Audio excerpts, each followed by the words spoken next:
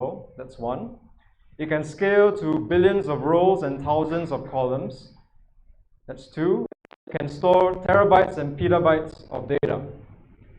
Let's take a look at the first point in that definition. It's a sparsely populated table. So a sparsely populated table is a table where your empty null data, your cell, same service that is shared with all the Google applications that use Bigtable. So you are standing on the shoulders of giants. The picture was ripped out of a YouTube talk, so credits to the talk. Some big companies are indeed using Bigtable. Spotify, Twitter, and this company called WePay, a payments provider.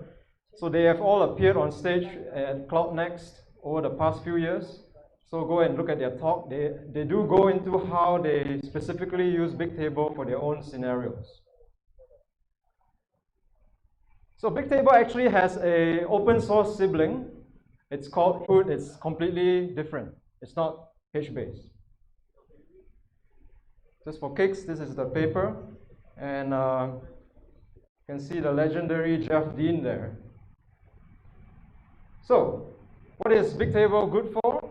If you need high throughput and high scalability, if you have a non-structured key value data that doesn't fit a relational database structure, if you need a storage engine for various big data operations such as MapReduce, stream processing, or machine learning, and if you have storage in the order of terabytes, then Bigtable can be a good candidate for you. Particularly, Bigtable shines in these few areas, these few use cases: time series data, marketing data, financial data, Internet of Things, IoT, and graph data. So these are the scenarios where Bigtable shines. So let's talk a bit about the underlying infrastructure of Bigtable. How does Bigtable work? So at the very top, you have you and me, your clients, your applications in the server. They all talk to a load balancer. But yeah, the load balancer is there. They basically talk to the load balancer, and load balancer redirects them to the nodes. So this whole thing is one production cluster. A production cluster, a Bigtable production cluster has a minimum, requires a minimum of 3 nodes. So the nodes are where the clients make their requests, and the nodes themselves will help themselves to the storage and the underlying storage. So the key thing to take note here is that the storage itself is separated from the nodes. Nodes, you can think of the nodes as servers, right? If the node dies or the node fails, your storage is intact. And at the bottom here, we have the Colossus file system, which is proprietary to Google. So you can think of the nodes as custodians of keys.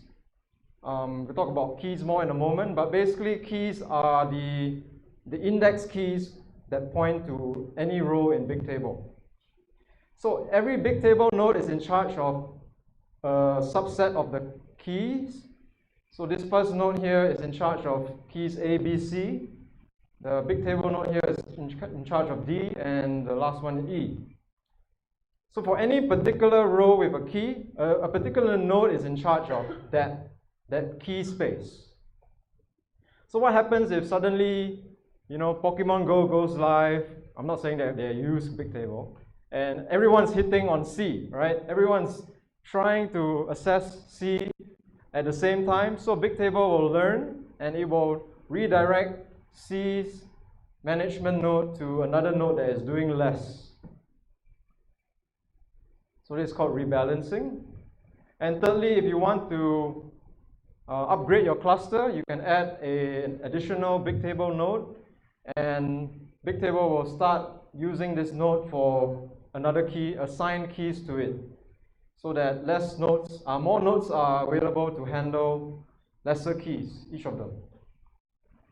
So that's resizing. So the thing about Bigtable is that the quoted statistics is every node in Bigtable can handle up to 10,000 queries per second, which means that it scales linearly. You want 30,000 queries per second, which is the minimum because you need 3 nodes. You have 3 nodes. If you want 100,000 queries per second, you scale it up to 10 nodes. So Bigtable scales linearly like that.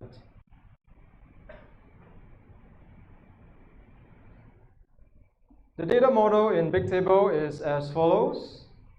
First of all, Bigtable is a NoSQL key value store. As opposed to your SQL table, every table in Bigtable has only one index, and you have only one key in the index, which we call the row key. And we will take a look at the row key later.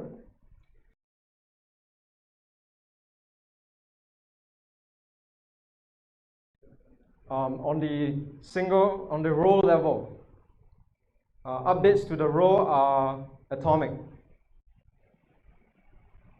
And we have seen before, unwritten cells do not take up any space in Bigtable. So this is essentially how a table in Bigtable looks like. You have the whole table, of course. Each row has a row key. We call it R1. The data in columns, so these are what you would know as columns, but each columns belong to a column group. We call them column family. So column family would be your group of columns, and your columns that you normally use, the terminology column, they call it column qualifier. So we have the column family, and the family has multiple column qualifiers. So generally speaking, you should group similar columns under the same family and other columns under another family. And that's it. That is essentially how Bigtable data model works. The rows have row keys that point to column family, column qualifier. All right? So let's take a look at the cells, one of the cells in the column. The interesting thing about Bigtable is that you get versioning out of the box. Every cell is versioned. If you keep writing to a cell, BigQuery will remember history, what existed in that cell before. And if you don't want Bigtable to remember too much, you can configure garbage collection. You can tell it, please only remember the versions up to X number of days or N number of versions and discard the rest. Optionally, you can set an expiration for the versions at the family level, column family level. Or rather, you can actually delete the data at the column family level. I think that's what it means, expiration. So to illustrate this, we have a row, and we have the row key R1, and this is a column family, column qualifier, and it points to a single cell. And what it's trying to illustrate here is that the cell has versioning, value at current latest time, previous time, and the earliest value. So cells are versioned. That's the takeaway from this slide. Okay, so yeah, I mean in SQL we have a lot of data types. We have Boolean, we have string, decimal, numeric, integer, float. In Bigtable, everything is a string. Everything. The row key is a string, the cell data is a string. Everything is a string except for this use case where increment operations. All right, I haven't really encountered that use case, but essentially everything is a string in Bigtable. So in terms of writing and reading, what can you do to Bigtable? You can update, you can increment, you can append data, conditional updates, bulk imports. And on the reading side, you can of course get something. You can do a range scan, you can filter. And a full scan, you can definitely go through the whole table. This will be the slowest operation. but that way you can make sure that you can actually iterate through all your data. And of course, you can export.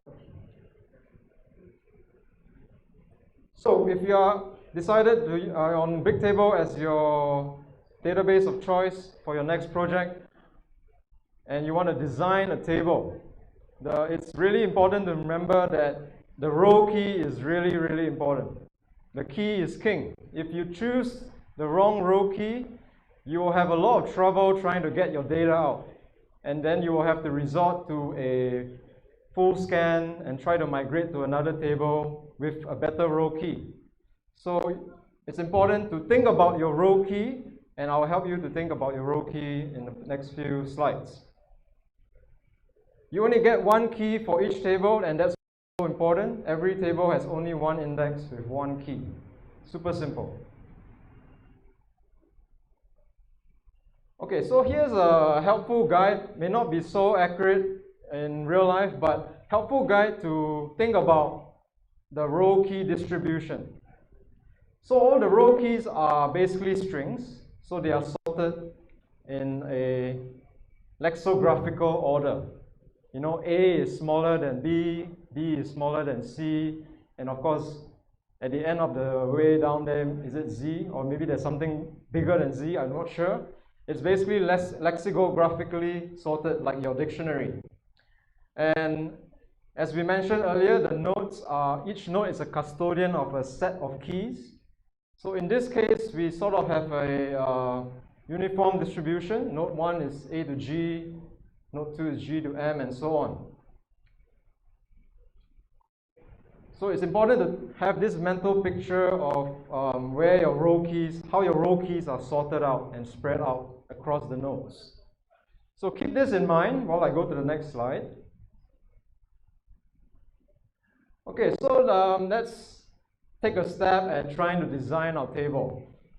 So we have a battery analytics service. We call the row key battery and a timestamp. And basically, an analytics service that runs analytics on all your mobile phones, right? So we have a couple of users here and the battery levels of your phones. So one design of the row key would be, hey, let's just put battery and some separator with the timestamp as the row key, all right? And then we store the user name in the column data. So the notation is column family, column qualifier data. So metric is the column family, column qualifier is user. Okay, you get the gist. So we put the username in the column and the battery level itself in the column. So the problem with this is that your timestamps will keep increasing monotonically, right? At any particular time, if you go back to this slide, let's say your timestamps are increasing, only one node is actually being written to, because that node is taking care of that particular narrow key space. So then what you get is hotspotting. Only one or a few nodes are actually getting all the hits from the writes. So that's bad. So a common way to fix this problem is to, what they call it, field promotion. So instead of having monotonically increasing keys like that, we promote the user data, the username, we put it in the key. And when we do that, what we get is we distribute the keys out more evenly to the nodes. So that way, the nodes, there's a higher chance more nodes will be busy at the same time. But we can't guarantee that, you know, maybe user Corey has 10 devices and Sam has only one device. So we can't really guarantee that the distribution will be even, but we try. All right, it's your job as an architect to think about what is the key to use. So this is better. This is definitely better. The other fix would be this thing called sorting. So sorting, we take a hash of the timestamp, we get another number, That number, we mod it by 3, so you'll get 1, 2, 3 as a remainder, or 0, 1, 2, whatever you like. And we add that hash, that salt, to the key. So yes, this definitely evens out the spread of keys across the nodes, but the drawback is every time you want to query a particular timestamp, you need to figure out which hash number you store it to. So it's not a very, very good solution in that sense. It makes your life as a developer harder. So that is one other way to fix hotspotting. So if you're lucky enough to have big data and your company approves the use of Bigtable, you can analyze your read and writes with this tool provided by Google Cloud called Key Visualizer. So you can see that over time, which key space is being hit a lot. So the lines in yellow tells you that a lot of the writes and reads are concentrated on that key space. So it's a potential, you could potentially optimize it or not. So Bigtable is actually a pretty low-level database, as we have seen. You have control over your keys, your key design, your column family. If you don't want to think about any of this, let's say you have a time series analytics application, you could just use something like OpenTSDB and use Bigtable as your storage engine. And OpenTSDB will do the hard work of figuring out which keys to use, how to use the keys. So, but definitely you should understand how it works underneath. But if you don't want to shoot yourself in the foot, because it's very easy to shoot yourself in the foot, I think, you can try to use one of these higher level abstractions to power your NoSQL database. So fast said, I can't just talk about Bigtable without comparing to other offerings. So let's try to compare. So Bigtable is optimized, is low latency. It's good for online transaction processing. So definitely a yes here. Data store, definitely a yes as well, because it's a NoSQL database as well. SQL, of course, is a OLTP. We will have to compare it with BigQuery, but BigQuery is an online analytics processing tool that is not optimized for low latency. So if you need data that's hot and quickly served within milliseconds, Bigtable is possibly your choice. Next, is it Hbase compatible? And of course, only Bigtable is Hbase compatible. Bigtable allows you one index per table. In data store, you can have multiple, I believe. In SQL, you can have none for each table, or as many as you like for each table. In BigQuery, I don't think there's such a thing as index, because BigQuery just takes it all, right? It just do it. Transactions, Bigtable only atomic on a single row. It's not really a transaction. I'm not sure the technicality. Data store has transactions, SQL has transactions, BigQuery, I don't think it's relevant transaction. So Bigtable is basically an infrastructure as a service, almost, right? You pay for the nodes, you pay for the storage. You can actually choose if you want SSD or HDD. So SSD will be faster, of course. If you have a lot more data, then maybe HDD will be sufficient for you. Data store is not infrastructure as a service at all. It's you pay for your reads and writes. SQL, of course, is you pay for your cloud instance. And BigQuery is you pay by data, size of data processed. So if you have big data on the order of terabytes and petabytes, Bigtable can handle it. Data store, I haven't tried it personally in production, but maybe it can handle. Unfortunately, when I go to the limits page of data store, it tells me that it's limited to 1 write per second per entity, which to me sounds really low. So maybe not big data for data store.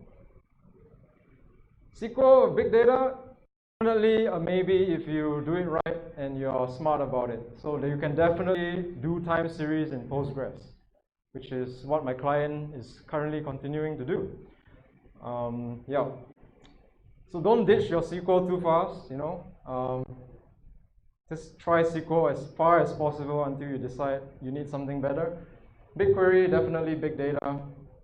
I heard MongoDB can actually scale pretty well. I think one of the companies that talked on CloudNext, they really maxed out the MongoDB scaling, and then they decided that they want Bigtable because they don't want to manage all that stuff, all that architecture.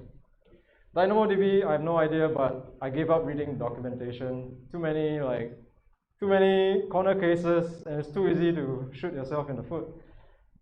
So we can't talk about Bigtable without talking about pricing. It will cost you for a production instance 7,000 ringgit per month. 7,000 ringgit for SSD and 6,000 for HDD, 2 terabyte HDD, which is quite a lot of money for most companies. So that's another criteria. Use Bigtable if this is like small change, right? It doesn't say in the cloud calculator, but you can actually get a development cluster of one node for $600 a month that is meant for development and testing. And I'm pretty sure if it breaks, Google is not going to refund you on this instance. So yeah. Okay, so a really small demo. I'm sorry it's not going to be really big data.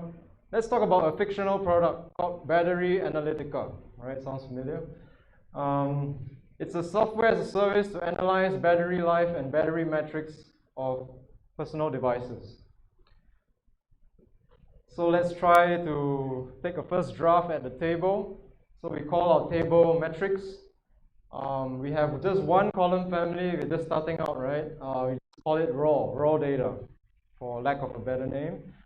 Level will be your percentage on your battery life. So 0.97 would be 97%. Health would be your battery health, the capacity of your battery that is still good, right? The design is the row key would be consisting of the first part, the device ID, and the second part, the timestamp. So in this case, the timestamp, just now you saw the timestamp is all integers, and this one is all string, like ISO date, right? But in the end, it's all string. It's up to you whether you want the timestamp number or this. It depends on how you want to query. So quick demo on Battery Analytica. So I'm going to cheat. I'm not going to use a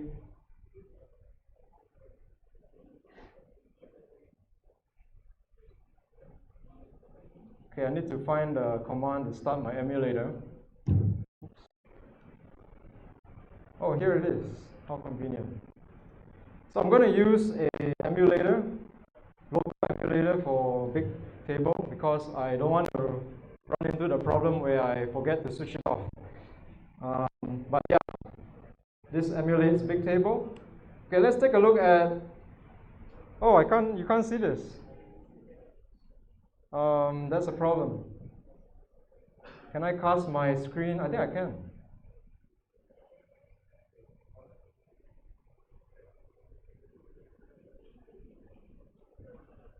Is Chi Leong here? Can I cast the other window? How do I do that? Oh yeah, cast desktop.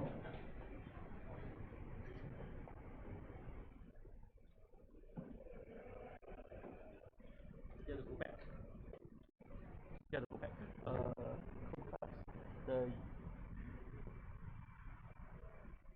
You have to stop first. Okay, stop. Then choose the source.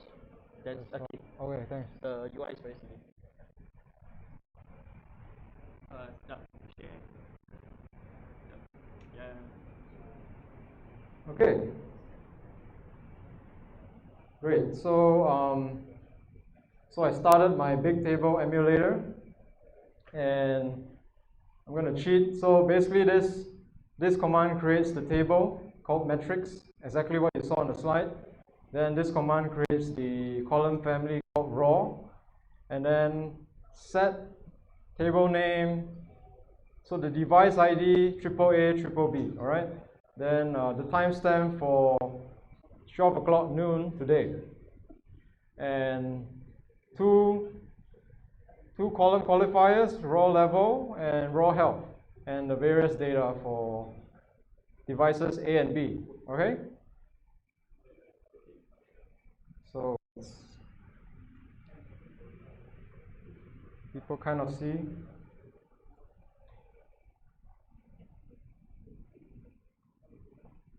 So I'm going to populate the data, and then now we see with ls all the tables that are available in Bigtable, or the emulator rather.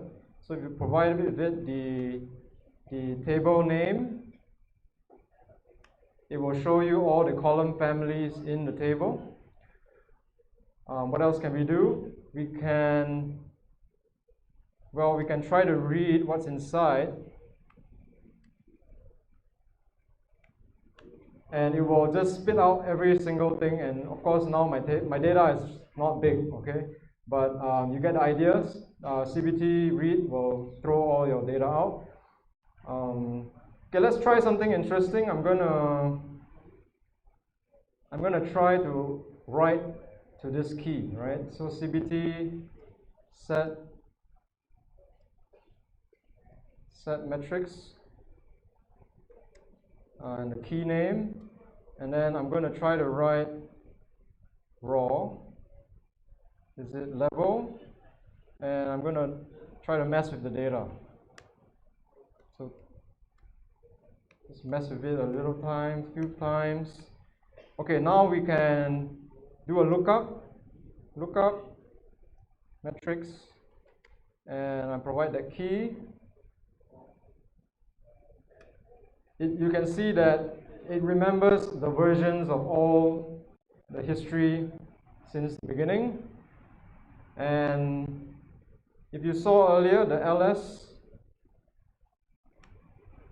you can see that it has the family name raw has no garbage collection policy. So let's try to fix that. So CBT set GC policy on metrics, and that's the table name, and raw, I think I forgot. So let's just get it some help. Okay, so I want to only remember the first three versions. So max versions equals to 3, and if I do a lookup now, you can see that the level has been trimmed. It's been trimmed to the most recent 3 versions. Okay, the next thing that's interesting I want to show you is how to read. So read, let's first pull out some help. You can provide a start and end key, or a prefix key, and even a regex, but I'm just going to try the prefix and start end. So let's say I only want to read from table name. I want to only have the AAA device, right? AAA, and so prefix works. Let's say I only want to narrow down these 2 rows. All right, very stupid example, but let's just try that. So narrow down, we can provide a start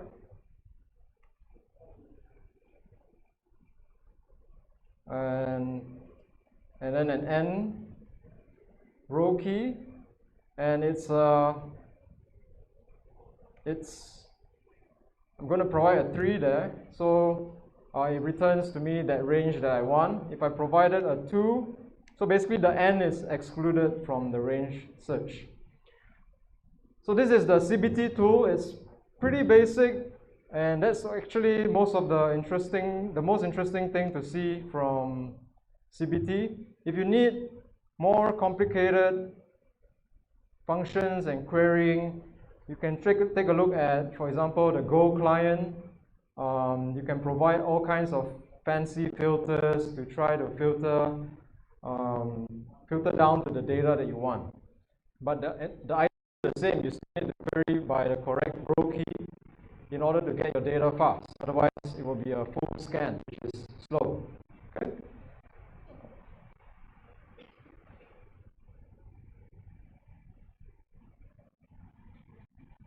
Cool, this works.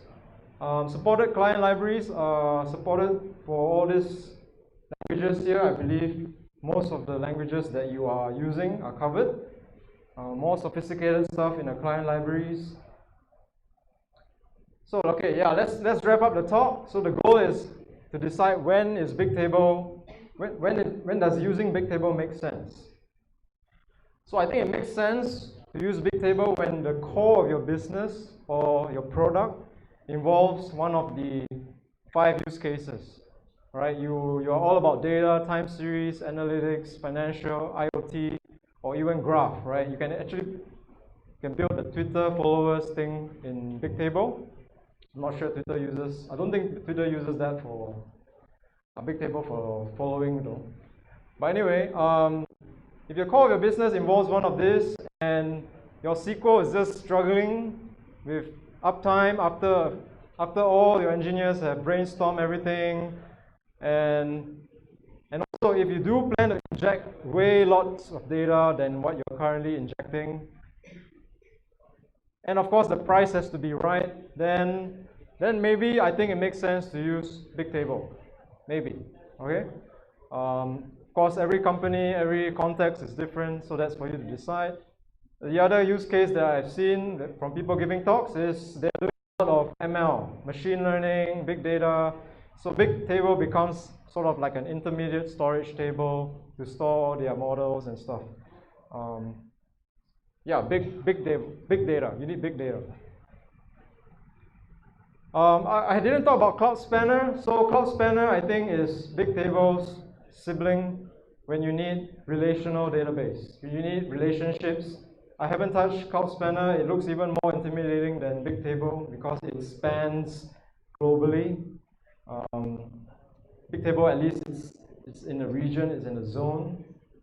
Yeah, so I can't really comment much about Cloud Spanner, but Google documentation is pretty good. Go and look it up. Yeah, I am available for hire as a GCP consultant. Wave, are you hearing? Anyway, yeah, I have some certifications, but it's just exams. I passed some exams, guys. Yeah, so let me know if you want some help with GCP. Yeah. Okay, resources. If you click on this link, you basically get all the talks from CloudNext in the past years. And if you're really going to use Bigtable, you should go and watch all these talks. They have different infrastructure, how they plan their table and stuff. And of course, the Bigtable documentation is a must-read. There's a lot of details I missed out. A lot of performance optimizations and other little details that I didn't talk about. Okay, I will try to take question or two. Anyone? Disclaimer, I haven't run Bigtable in production, so be gentle. Any questions? All right, cool. I will pass it back to the organizer. Yeah. Thanks.